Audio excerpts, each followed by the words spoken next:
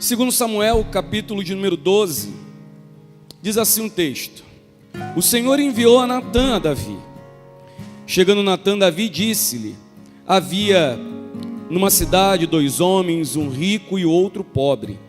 Tinham rico ovelhas e gado em grande número, mas o pobre não tinha coisa nenhuma, senão uma cordeirinha que comprara e criara, e que em sua casa crescera, junto com seus filhos. Comia do seu bocado e do seu copo bebia, dormia nos seus braços e a tinha como filha. Vindo um viajante ao homem rico, não quis este tomar das suas ovelhas e do gado para dar de comer ao viajante que viera a ele, mas tomou a cordeirinha do homem pobre e a preparou para o homem que lhe havia chegado. Então o furor de Davi se acendeu sobremaneira contra aquele homem e dissera a Natã: tão certo como vive o Senhor, o homem que fez isso deve ser morto, e pela cordeirinha restituirá 4 vezes, porque fez tal coisa e porque não se compadeceu. Até aqui por enquanto. Vamos orar novamente? Senhor, graças te damos por tudo quanto o Senhor tem feito nesse lugar, e cremos, Deus amado, pelo que o Senhor ainda há de fazer. Visita-nos nessa noite, Pai. Senhor, venha sobre nós, sobre a tua igreja, nos permita entender e compreender aquilo que tens reservado e preparado para as nossas vidas. Fala com o povo que tu ama, Pai. Senhor, que a tua palavra encontre corações nesse lugar, e que vidas e pessoas sejam confrontadas e levadas, Senhor, a se enxergar, a se verem, Senhor, dependentes de ti. Faz assim, Deus amado, em nome de Jesus, leva cativo o nosso pensamento à tua presença, e que toda glória e todo louvor, Senhor, seja dado a ti. Assim oramos, Senhor, sem condição, mas apelando ao nome poderoso do teu Filho Jesus. Amém. Que Deus nos fale. Davi é um personagem bíblico que se encaixa perfeitamente com o tema dessa série, Ser Humano, Ser Cristão. Davi é um hebreu de Belém, filho de Jessé, um jovem ruivo que chama a atenção pelo hábil trabalho com o rebanho, um valente guerreiro. A história de Davi todos nós conhecemos de perto. Ele é um jovem que tem boa educação, já que isso era um princípio básico, para os filhos de Hebreu.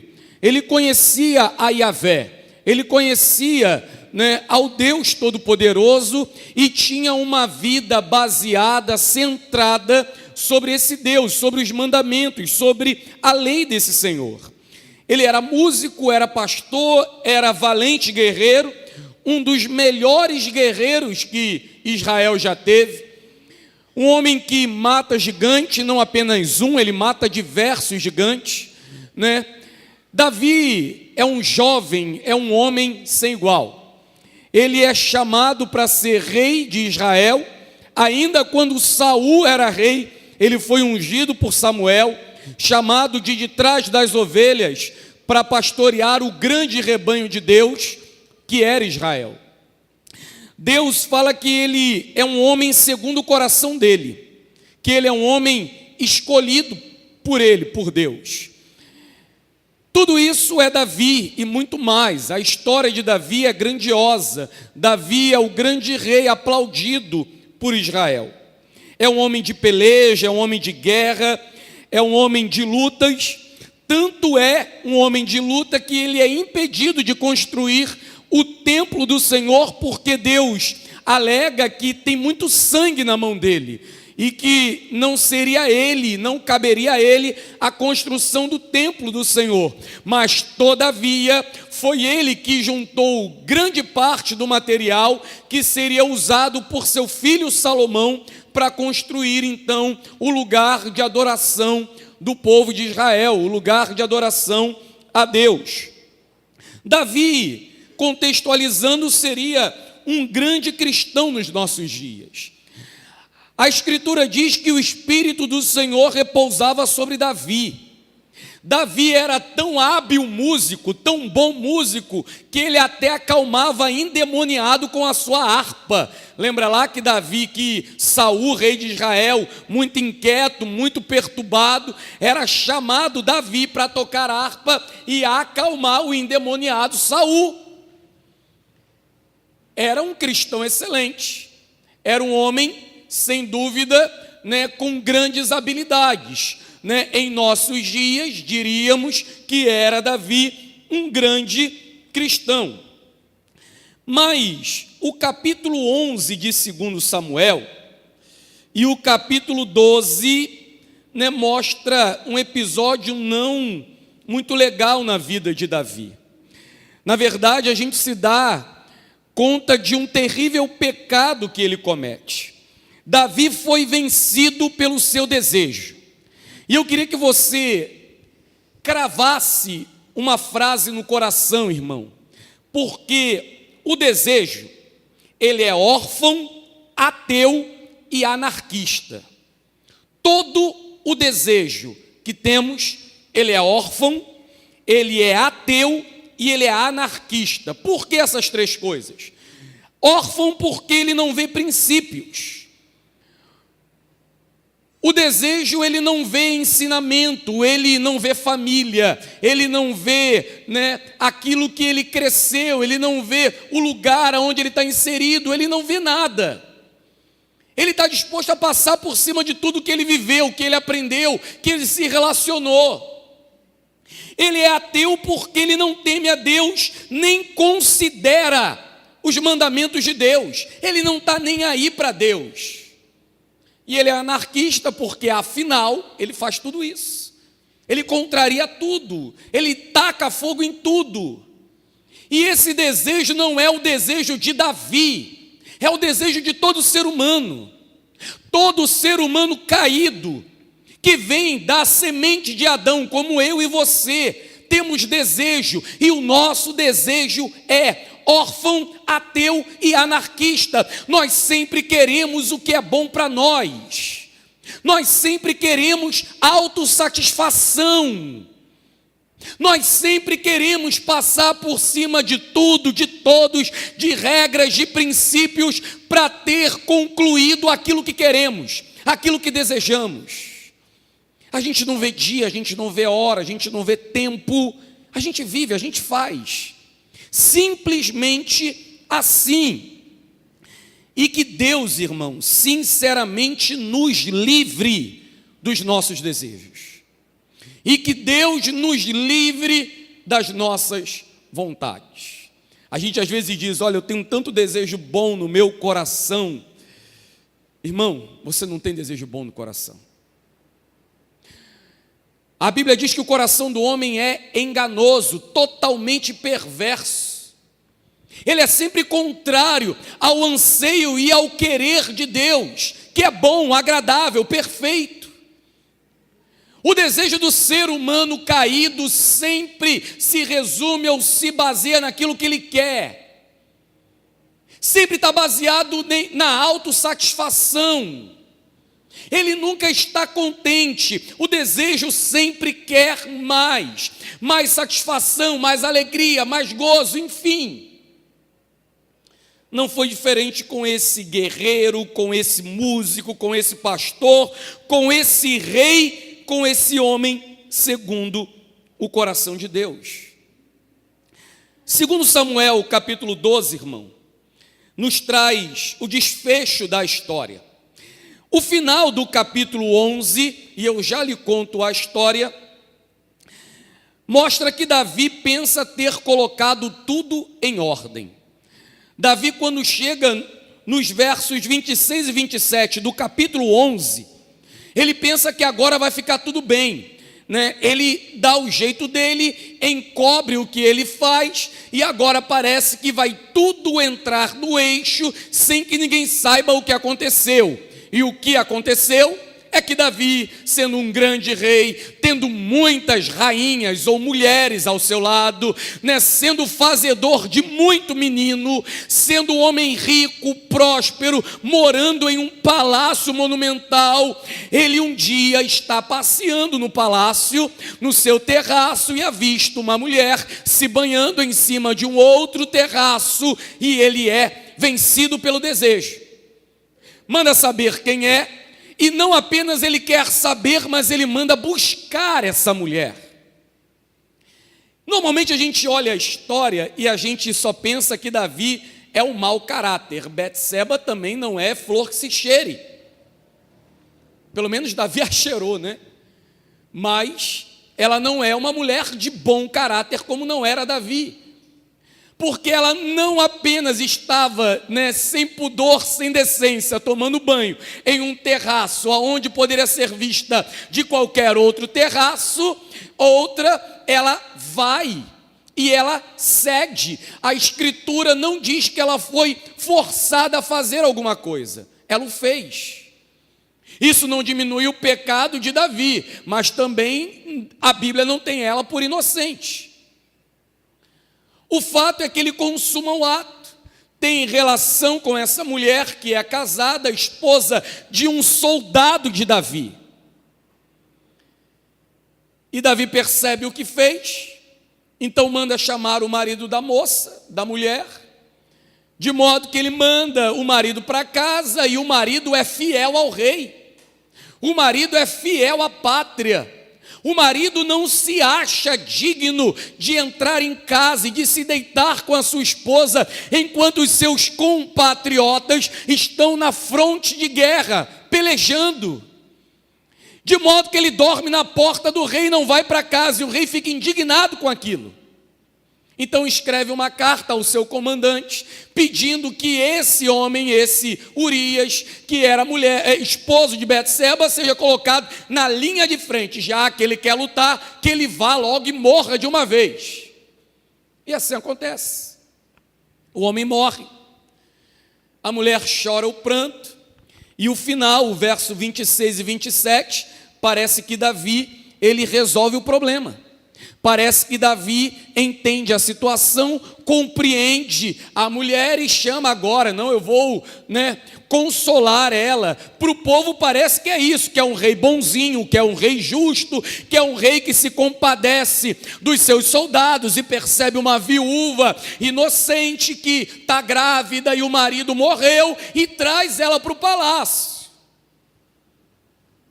Para os que vêm de fora, continuam vendo em Davi prodígio, bondade, generosidade, coisas comuns a um rei segundo o coração de Deus.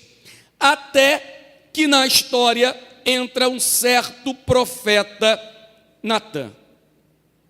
E o capítulo 12, irmãos, vem nos revelar, nos mostrar uma coisa importante, que você sabe, mas às vezes ignora, que Deus tudo vê, que o que está encoberto aos olhos dos homens, está completamente patente aos olhos do Senhor, ou seja, Deus sabe, Deus vê, Deus entende, Deus conhece o nosso coração melhor do que nós mesmos, Ele sabe o que pedimos, Ele sabe o que pensamos, Ele sabe o que desejamos, Ele nos conhece.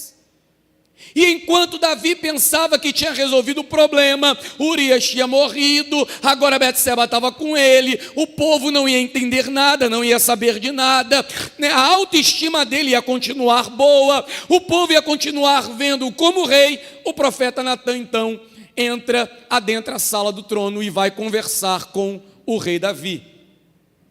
E a história, como começamos a ler, mostra que o profeta Natã é um legítimo porta-voz do Senhor. E que esse profeta tem certa liberdade e autoridade sobre o rei Davi. E o que parece é que Davi, sinceramente, não tem vergonha na cara. Parece que Davi, não fez nada. Ele engana a ele mesmo. Ele mente a ele mesmo. Ele, na verdade, é um idealista hipócrita, um rei hipócrita, um servo de Deus hipócrita. E o texto começa dizendo o quê? O Senhor enviou Natã a Davi. Primeiro, Deus viu.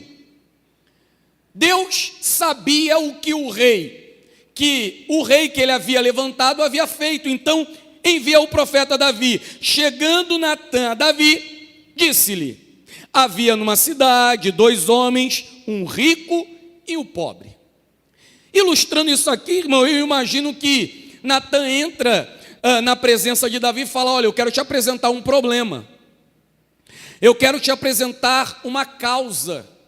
Olha, rei, eu estou vindo aqui porque eu tenho uma situação para resolver e aí eu preciso de um julgamento justo, vindo de um rei, vindo de uma autoridade constituída por Deus. Eu vim aqui para que você faça juízo, justiça em uma causa. Imagino que Davi fica muito honrado com isso, e aqui nós estamos imaginando, porque Natã vai procurá-lo. De modo que o verso 2 diz: tinha o rico ovelhas e gado em grande número. O rico era rico. O rico tinha abundância, estava abastecido, tinha suficiência. E o verso 3 diz que havia também um pobre, que não tinha coisa nenhuma, senão uma cordeirinha que comprara e criara em sua casa e que crescera junto com seus filhos. Comia do seu bocado e do seu copo bebia, dormia nos seus braços, e ele a tinha como filha. Sabe o que é interessante? Que o verso 2 e 3, Natã faz questão de contar uma triste história de injustiça para Davi. Natã é bem cuidadoso com os detalhes. Ele mostra que ao rico sobrava, e que o rico não precisava de nada, o rico tinha tudo, e que o pobre não tinha nada, a não ser uma cordeirinha. O profeta está se utilizando de um recurso retórico para enfatizar o problema, para mostrar a gravidade do mal, a gravidade do pecado. Na verdade, o que o profeta está fazendo é uma alegoria. Porque quando ele fala assim, olha, o pobre não tinha nada, a não ser uma cordeirinha, ele não era tão pobre. E quando ele diz que o pobre não tinha nada, a não ser uma cordeirinha, que estava com os seus filhos e que comia na sua casa e que bebia do seu bocado, quer dizer que o pobre tinha comida, bebida e casa. Mas na verdade ele está falando que o que muito tinha não tinha necessidade daquele que pouco tinha. Não tinha necessidade de exercer autoridade, domínio, ditadura, força, poder sobre o que pouco tinha. Natã conta a história de modo que ele quer tocar Davi. Ele quer atingir Davi. Ele quer levar Davi a pensar no que está fazendo, ou no que fez. Ele quer levar Davi à reflexão, ele quer tocar nos ideais do rei, porque Davi era conhecido como rei justo, como rei que cuidava do povo. Tanto que é o povo que aclama Davi rei, é o povo que vai atrás de Davi para que ele reine. Porque sabe que ele é um valente, é um homem que vence batalhas, é um homem ungido por Deus, é um homem que nunca envergonhou Israel. Foi aquele homem, é Davi, irmão, que vai atrás da arca da aliança, do qual Saul não estava nem preocupado. Davi é um homem diferente, o povo sabe disso. Natã apela a isso, apela à consciência do rei. E sabe o que é interessante, irmão? Que a forma de Deus trabalhar com Davi não é diferente da forma que diariamente Ele trabalha comigo e contigo. O tempo inteiro o Espírito Santo vem apelar a nossa consciência diante dos males que praticamos, diante das mentiras que contamos, diante das farsas que inventamos, diante dos pecados que cometemos. E quantas vezes nós, irmão, mostramos justiça e nos empenhamos na luta pela justiça ao outro, quando nós mesmos somos completamente injustos? O interessante é que Natã sabia onde queria chegar, e Natã começa a revelar algumas coisas a Davi. Ele começa a revelar a opressão, a injustiça, a deslealdade desse homem, desse tal rico, com os princípios do reino. Imagine aí, Natã falando: poxa, rei Davi, o senhor que é um rei justo? Imagine uma situação de um rico numa posição privilegiada, tendo em abundância, abastança em suas criações. Imagine então que ele age como opressor, ele age com injustiça. Existe um homem desse no meio do teu reino, rei. Existe um homem desleal, um homem que age impiamente. Ele está tocando no rei Davi. Natã apresenta uma causa simples, irmão, mas que mostra a pura maldade do ser humano. Pense comigo o seguinte: olha só, irmão, se o homem é rico e tem de tudo, por que ele precisa tomar de tudo que o outro tem? Se o homem é rico e tem de tudo, por que ele cobiça o que o outro tem? Se esse homem é rico e tem de tudo, por que esse homem tem coragem? Por que esse homem tem coragem de mentir, furtar, matar, para adquirir o que o outro tem? Como tendo tanto, é tão inconformado e insatisfeito com o que tem? Como Deus tendo feito tanto por esse homem ainda se encontra insatisfeito com aquilo que tem. O verso 4 diz assim: então Natã ele vai mostrar o que esse homem rico faz.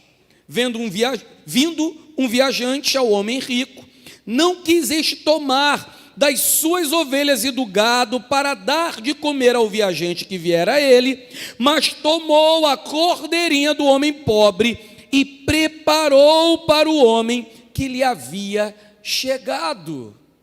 Pois é, rei, esse homem tão rico, tão abastecido, esse homem tão assim, foi lá e tomou daquele que só tinha uma cordeirinha. Isso aqui é uma terrível contradição, né? O rico que não quer abrir mão da sua riqueza. Mas veja a dimensão dessa contradição, porque ele não abre mão do que tem, mas ao mesmo tempo ele não está satisfeito com o que tem. Veja que contradição: ele não abre mão das ovelhas, ele não quer matar as ovelhas, ele não quer tirar do gado dele, ele não quer tirar do rebanho, ele não quer perder o que tem, mas ao mesmo tempo ele não está satisfeito com o que tem. Talvez esse seja o pior tipo de avarento, né?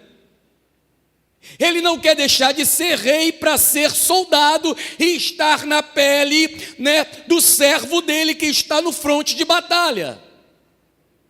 Mas tendo ele tudo, ele está insatisfeito com tudo que tem, a ponto de cobiçar aquilo que o servo tem.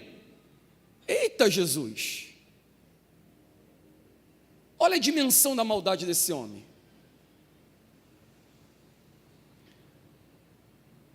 Talvez o problema disso aqui é que a gente veja Davi distante demais de nós, né? E a gente possa ler tudo isso e achar que nós não somos assim. Eu acho que tem um personagem mais próximo de nós que ilustra muito essa atitude de Davi, o famoso Kiko do Chaves. Aquele é um personagem que ilustra muito bem, né, a avareza, a cobiça, a inveja do ser humano. Ele tem tudo, Mas quando Chaves aparece com um pirulito melhor do que o dele, ele está insatisfeito com o pirulito que tem, tendo ele condição de comprar todos os pirulitos que ele quiser. Ele prefere matar, quebrar, destruir o do Chaves do que ter condição ou ir atrás de adquirir outro. Quer sempre estar na frente, ser o melhor. Talvez um personagem contemporâneo aqui, mais próximo de nós, que mostre o quanto nós somos assim.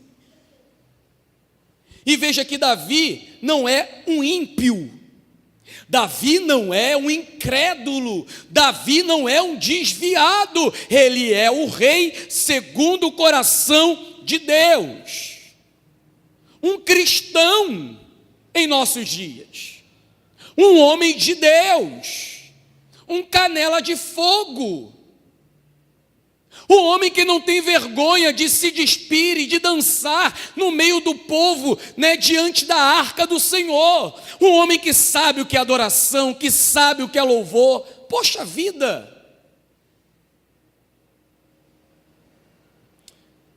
Sofre então ele da síndrome do famoso Kiko. E o verso 5 e o verso 6 trazem a hipocrisia desse rei. Traz a hipocrisia desse homem que foi chamado para ser um homem, um rei, segundo o coração do Senhor. Um homem que foi vencido pelo seu desejo. O seu desejo de possuir, de adquirir. E se você olha para o pecado de Davi, irmão, o pecado de Davi não é um pecadinho, como os nossos não são. Porque, na verdade, o pecado nunca é um pecado. Quando você peca, você não está só pecando. Quando você comete um pecado, você está cometendo pelo menos dezenas de outros pecados em cima do pecado que você achou que foi só um pecado. Porque quando pecamos, pecamos contra Deus, contra a criação, pecamos contra Jesus, pecamos contra os outros, pecamos contra a palavra. O pecado de mentira, se você entende que é só um pecado de mentira, ele pode ter sido cometido por causa da inveja, por causa da avareza, por causa da ira, por causa do rancor, por causa de tantos outros pecados que existem em nós. E a gente acha que é simplesmente um pecado de mentira. Davi começa com olhar. E ele se interessa e manda saber quem é. E interessado por saber quem era, ele manda chamar. E o problema é que, eu imagino que no decorrer disso, irmão, Davi deve ter pensado, é melhor voltar atrás. Mas quando você se vence pelo desejo, é vencido por ele, irmão, voltar é quase impossível.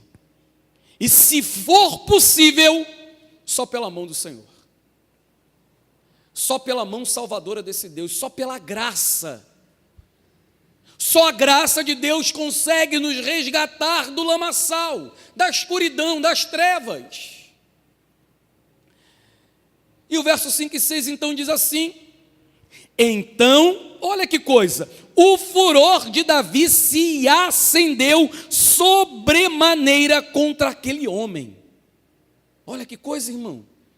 Davi ficou furioso. Diga para o seu irmão, Davi ficou furioso. Ei, João Paulo, dá som aqui. Davi ficou furioso com o que viu. Davi ficou indignado com o homem que fez aquilo. E você percebe que até então, irmão, Davi não caiu em si. Mas Natã tocou no ponto que queria tocar. Natã chegou aonde queria chegar. Natã acertou o que queria acertar. De modo que Davi age como deveria agir. Natã, o profeta, atinge o exato alvo. Ele desperta o furor de Davi, a ira, a raiva daquele homem. E veja, Davi não tolera injustiça, irmão. Davi se revela como intolerante. O discurso de Davi é um discurso inflamado. Olha qual é a resposta de Davi no verso 5. Se acendeu sobremaneira a ira contra aquele homem, disse a Natã. É o seguinte, profeta Natã: certo como vive o Senhor. Agora ele se lembrou do Senhor, olha que coisa legal. O homem que fez isso deve ser morto. Eu imagino Natã, se fosse canela de fogo, estava dizendo: glória a Deus, ô rei, é isso mesmo. Ô rei, tu é um visionário, tu é um homem justo. Ô rei, tu é um homem sábio. É implacável, não tem misericórdia. Como pode um homem rico, o homem que tem tudo em casa, o homem que tem gado, que tem propriedade, olhar para um pobre coitado e tomar a frente, se apropriar do bem do outro, cobiçar, desejar, mentir? Oh não, um homem desse tem que morrer. Verdade. Um homem desse tem que morrer. Davi não tem compaixão. Óbvio que não tinha como ter compaixão, porque se ele tivesse compaixão, ele tinha caído em si. Olha, irmão, sinto falar isso, e isso é real em nossas vidas. Há muita hipocrisia em nós cristãos. Falta fruto do Espírito demais em nós. A compaixão não é o amor pelo outro, simples assim. A compaixão é o se colocar no lugar do outro. E a compaixão não é algo que é exercida ou aplicada somente sobre aquele que sofre injustiça, mas também o que faz a injustiça, o que promove injustiça, o que pratica injustiça. A compaixão é você se colocar sobre o outro, no lugar do outro, seja daquele que é agredido ou sobre aquele que é agressor. E Davi, ele tem compaixão do coitadinho, né?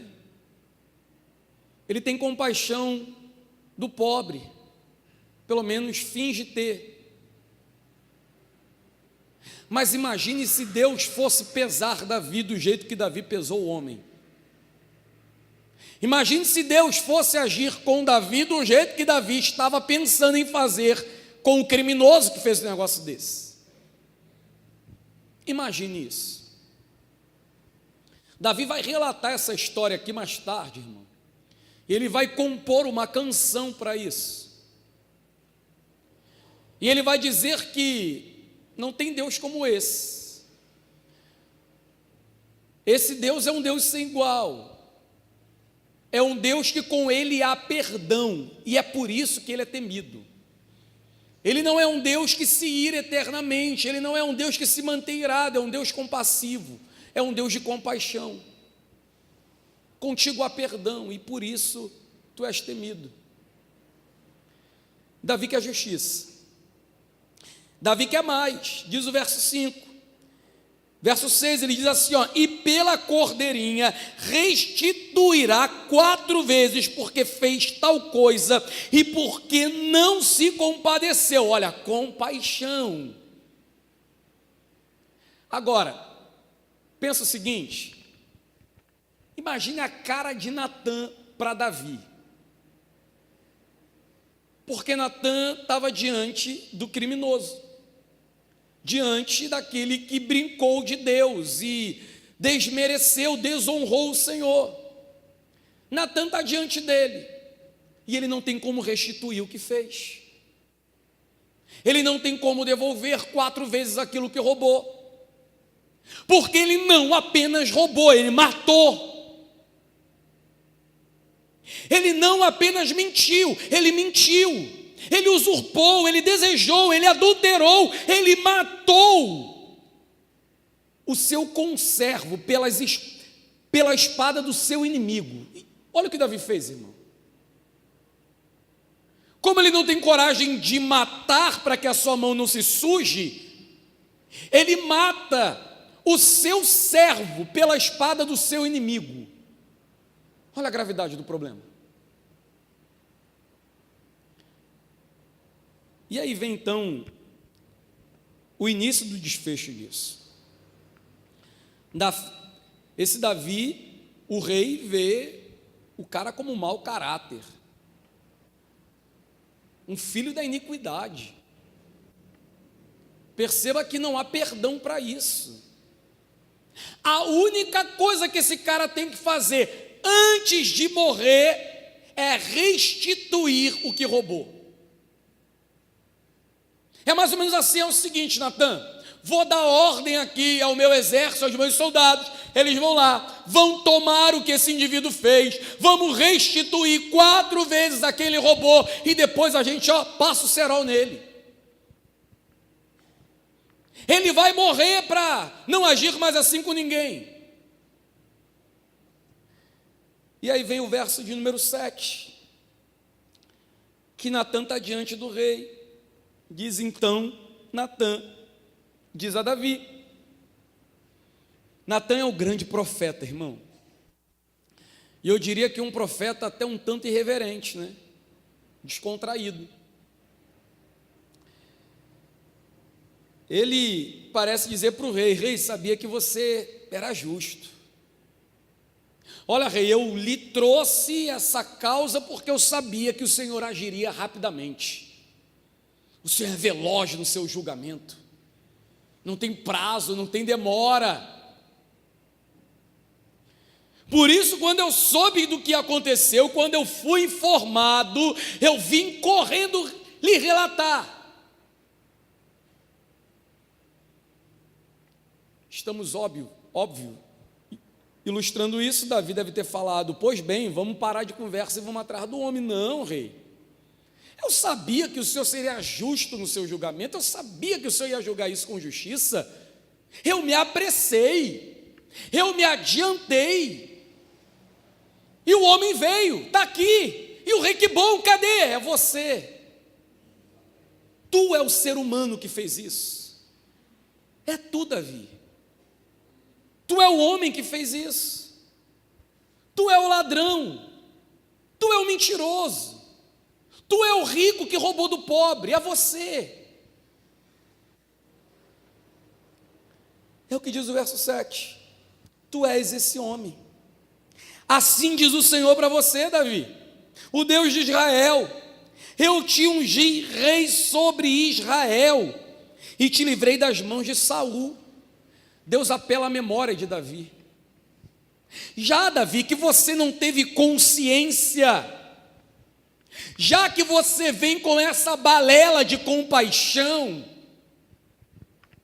de justiça, de juízo, já que você vem com essa conversa fiada aí de que você é justo e que no seu reino não existe isso, eu quero te trazer à memória algumas coisas. Você está lembrado do que eu fiz com você?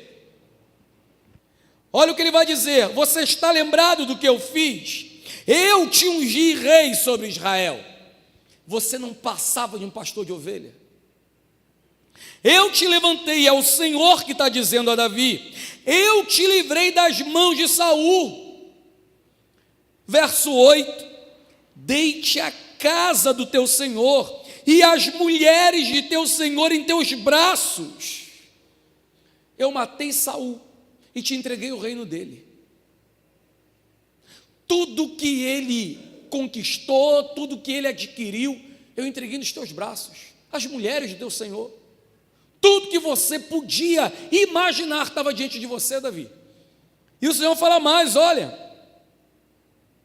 também te dei a casa de Israel e a de Judá, te fiz rei sobre um grande reino, um vasto reino.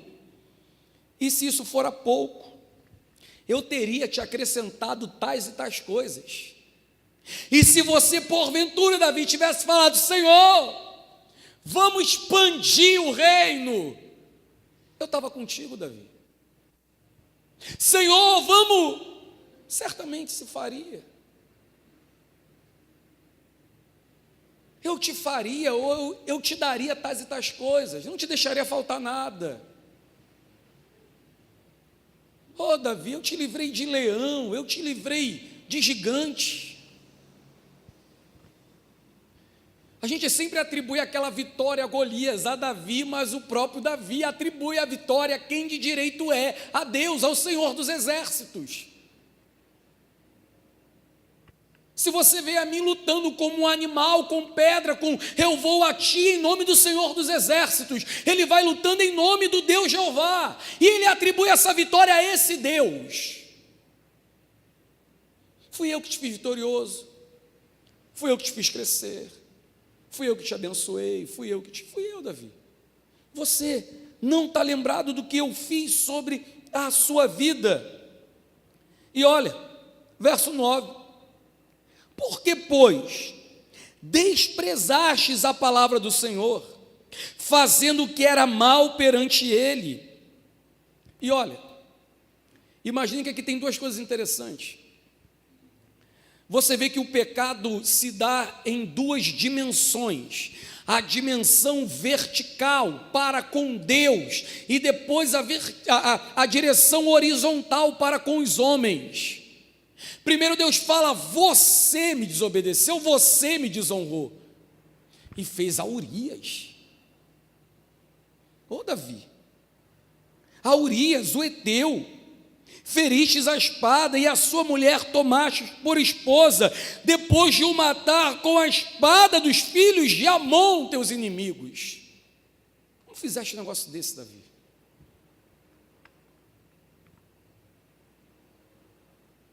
Poxa, irmão, como isso não cai na consciência, não pesa? O Senhor começa a dar demonstração a Davi, a partir do verso 9, do que vai acontecer com ele, das consequências do seu pecado, das consequências da sua mentira. Não vai ficar impune, ele não vai passar despercebido. E olha, irmão, o pecado que Natã apresenta a Davi é menor do que o pecado que Davi comete. Pelo menos, se quiséssemos dar proporção a isso, já que para Deus, irmão, pecado é sempre pecado. Nós, seres humanos, que somos teimosos em enumerar pecado, em dar gravidade a pecado. Na verdade, existe um grande mandamento, e se existe um grande mandamento, existe um grande pecado. O grande mandamento é amar a Deus acima de todas as coisas, e quem não ama, comete um grande pecado. E quando não amamos a Deus acima de todas as coisas? Ora, quando somos vencidos por qualquer coisa, quando somos vencidos pela cobiça, pela inveja, pela mentira, pela ira, pelo rancor, quando somos vencidos pelo pecado, qualquer que seja, quando vivemos simplesmente como descendência de Adão, caída, desobediente, alienada de Deus, afastada do Senhor,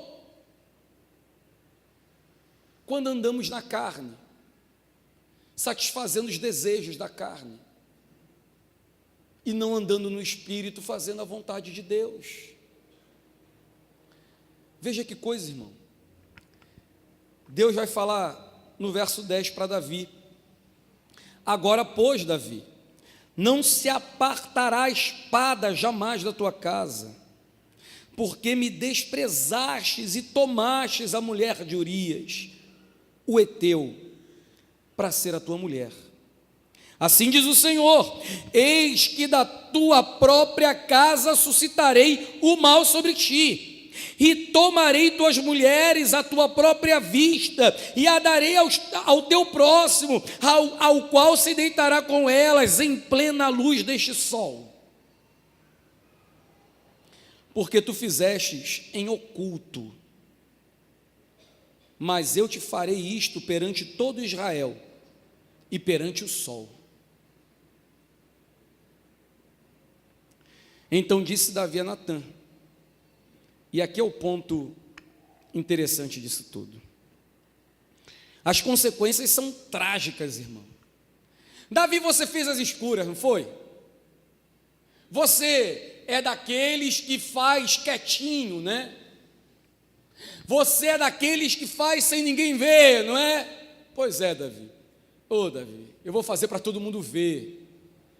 O que eu vou fazer contigo, Davi, é para Israel ver. É para que você tema e trema. E a desgraça começa logo em seguida, irmão. Um filho de Davi toma a filha dele, comete um incesto. O outro filho mata o que comete tal ato.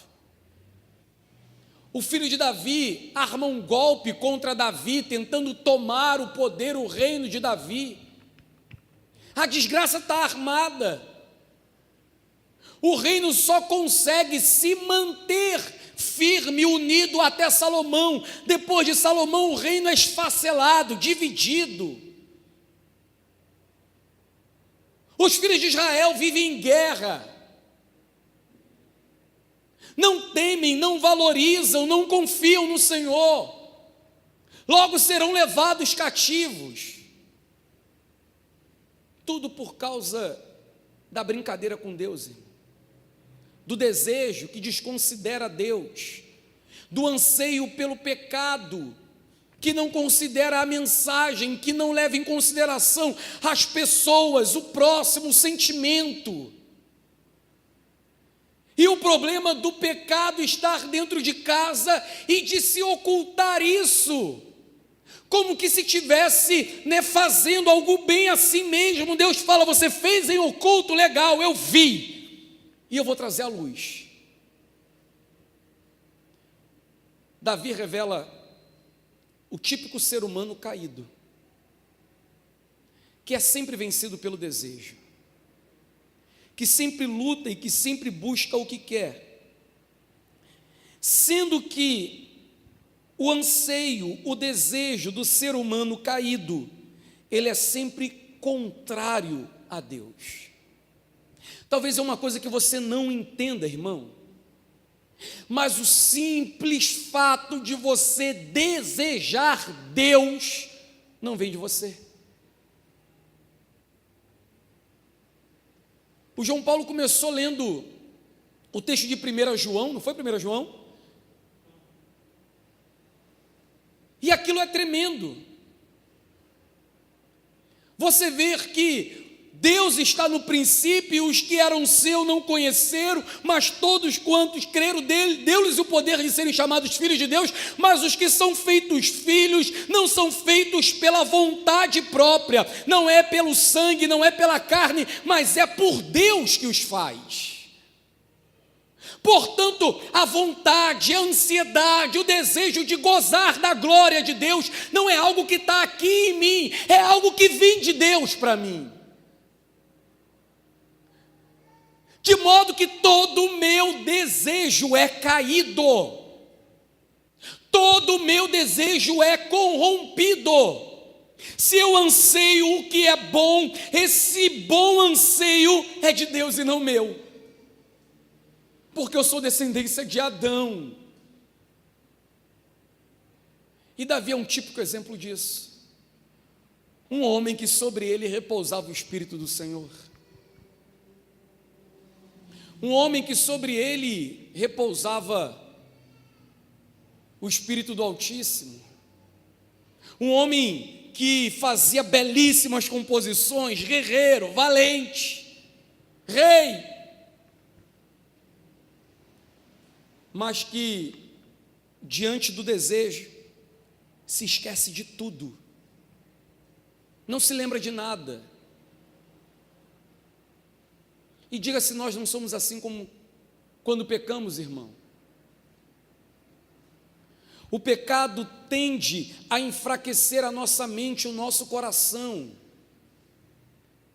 A ansiedade, o desejo do homem caído, o nosso desejo, esse que está no nosso coração, tende a enfraquecer a mensagem, tende a enfraquecer os ensinamentos. Olha, você está aqui nesse lugar, Deus te traz aqui, aí você escuta uma grande mensagem, de modo que você sai pronto para lutar contra os desejos, contra o pecado, e bater a porta na cara dele quando ele aparecer.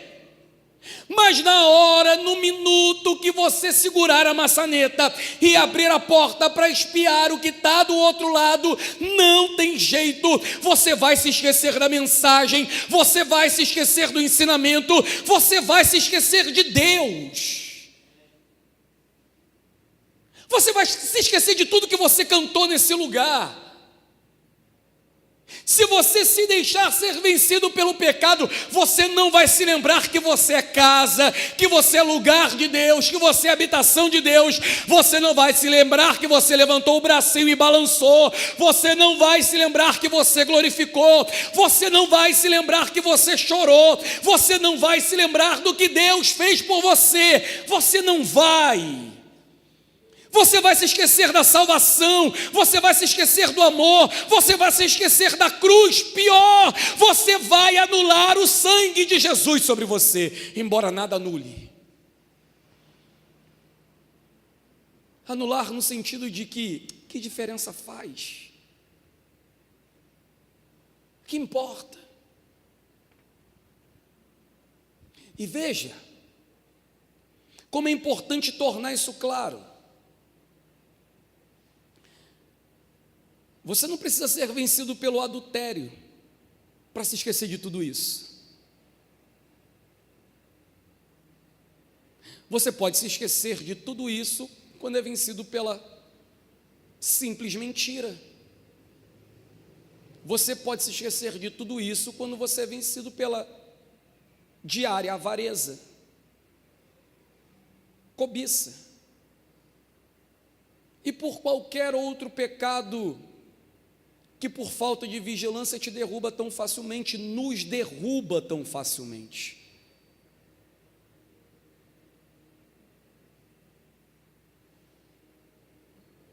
Não pense você que você precisa de tanto para se afastar de Deus. Nós nos afastamos por muito menos. Nós nos esquecemos por muito menos. O ser humano caído, irmão, e ele é caído, um ser caído, e que só pode se levantar, ser redimido por Jesus. Veja que aqui está algo interessante em Davi, e que essa nos seja uma grande lição. O tecladista aqui diz o verso 13: Então disse Davi a Natã: pequei contra o Senhor, disse Natã a Davi. Também o Senhor te perdoou. Te perdoou do teu pecado, Davi, e você não morrerá.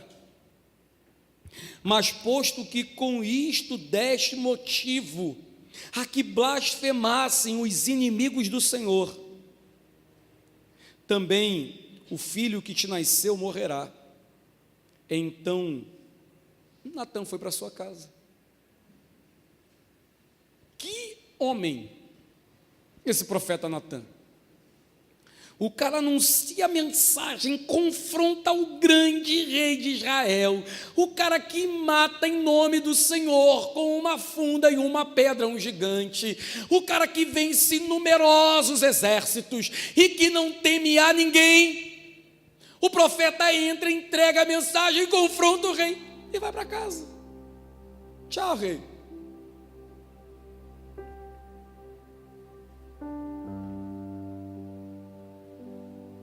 É o seguinte, rei. Deus está falando que vai revirar a tua casa. Irmão, a quem muito é dado, muito é cobrado. E nenhum de nós podemos chegar nesse lugar e dizer que nós não temos recebido do Senhor. Se estamos de pé, porque temos recebido vida,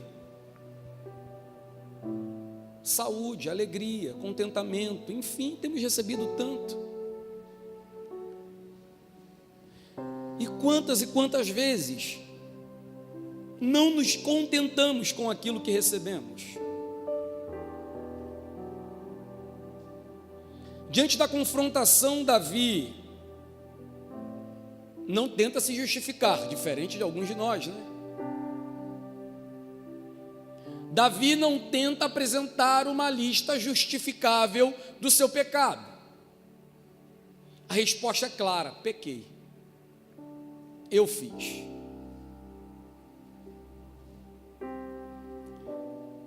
E a resposta do Senhor é também imediata, Davi. Eu não vou te matar, Davi. Olha o que o Senhor diz: olha, você não vai morrer.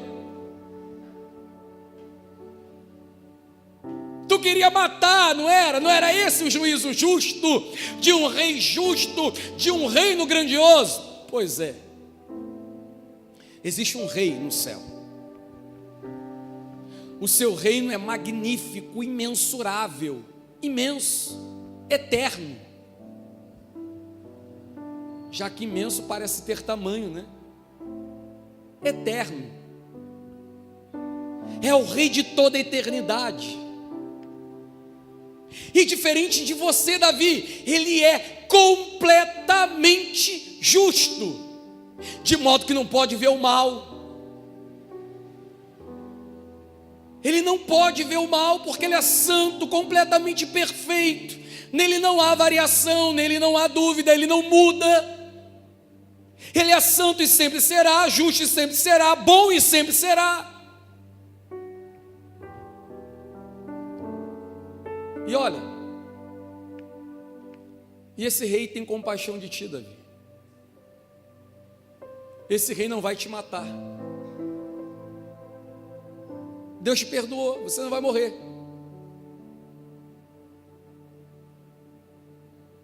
Ô irmão, é comigo, é contigo, somos nós,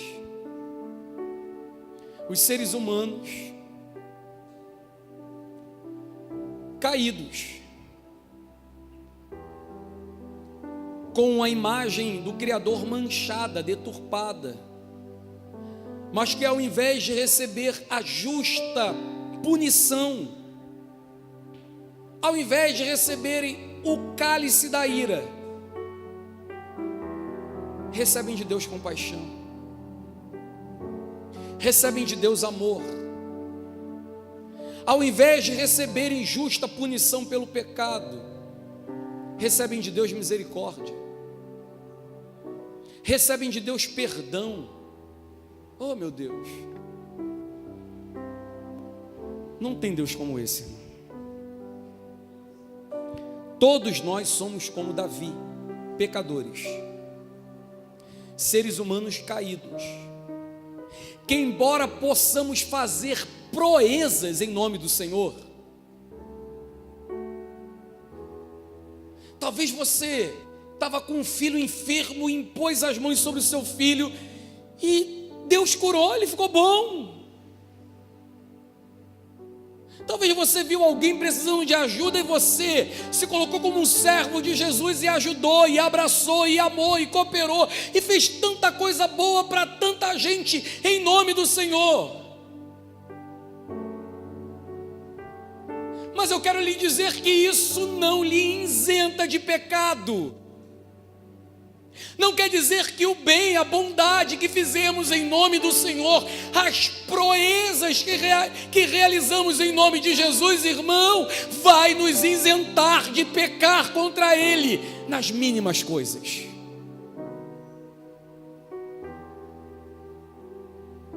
E é por isso que o apóstolo Paulo fala, e fala muito bem. Olha, aquele que pensa estar em pé, cuide para que não caia. O que ele está me ensinando com isso, irmão? Olha, eu entendo que só há um meio de lutar contra a queda. É se derrubar, é se lançar, é se prostrar, reconhecendo quem é, do começo ao fim. Porque isso também é um problema. A gente pega e fala: ah, Senhor, perdoa o meu pecado de agora.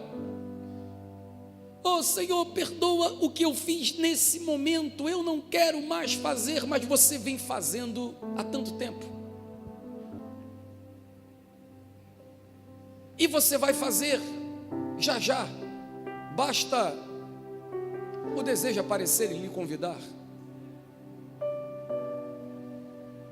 Então precisamos ser sinceros diante do Senhor.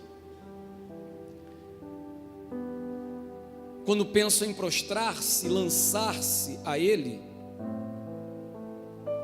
entendo que isso diz respeito a falar com Ele quem somos, apresentar a Ele as nossas fraquezas, não somente aquela que cometemos de maneira tão inofensiva, cheia de justificativa agora,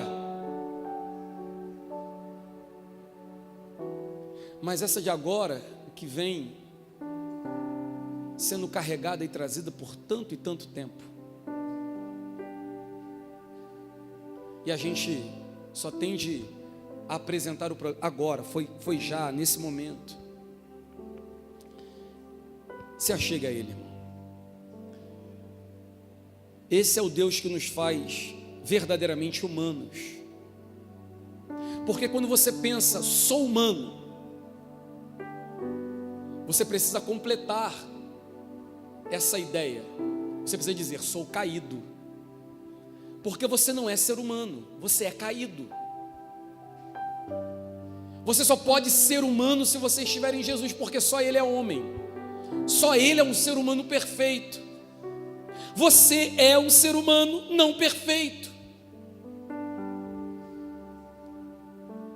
Cachorro nasce cachorro, gato nasce gato.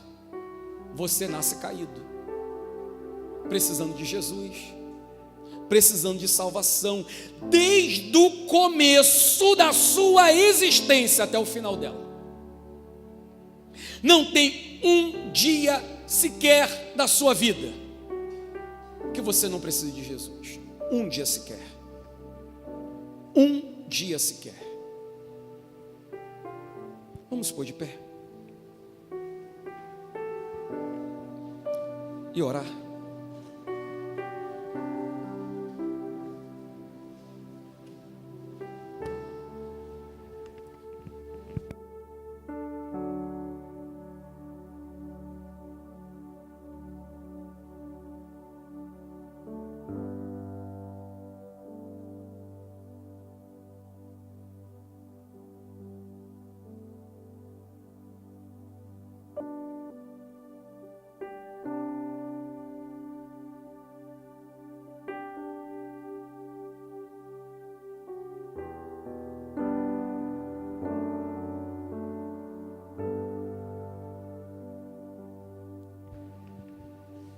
Vamos orar, irmão. Curva sua cabeça.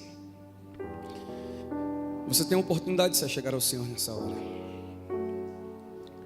Você tem a oportunidade de clamar a Ele, de implorar a Ele, de pedir a Ele. Espírito Santo de Deus, nós nos achegamos a Ti, sabendo quem somos, reconhecendo o que fazemos,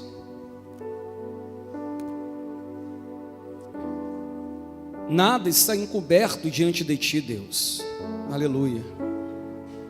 Nada te é oculto. Nada passa despercebido diante de Ti. Sabemos disso. Mas nós sabemos mais, Senhor. Sabemos que podemos nessa hora se achegar a Ti, mesmo com o coração desse jeito, porque sabemos que Tu és um Deus misericordioso, compassivo, amoroso, tardio em irar-se. Sabemos que podemos confiar no sangue do seu Filho Jesus. Portanto, Senhor, eu te peço, visite homens, mulheres nesse lugar, visite jovens que precisam ter o coração restaurado, a mente, que precisa, Senhor, que carecem desesperadamente que os caminhos sejam endireitados, que a visão, Senhor, seja transformada. Visita, Senhor, em nome de Jesus. Espírito Santo, toma esse coração, tira essa inquietação, esse medo de te servir com integridade, medo de sentir falta do mundo, medo de sentir falta da morte, da mentira, do pecado. O medo, Senhor, que esse homem, que essa mulher não compreende, e que só o Teu Espírito Santo pode transformar. Espírito de Deus, visita corações nesse lugar, visita lares, famílias. Não permita que as coisas continuem do mesmo jeito, Deus, mas toca com Teu poder renovador e restaurador. Aleluia. Levando pecadores ao arrependimento, Deus. Tu podes, e só Tu podes. Te oramos, Senhor, em nome de Jesus. Adore a Ele.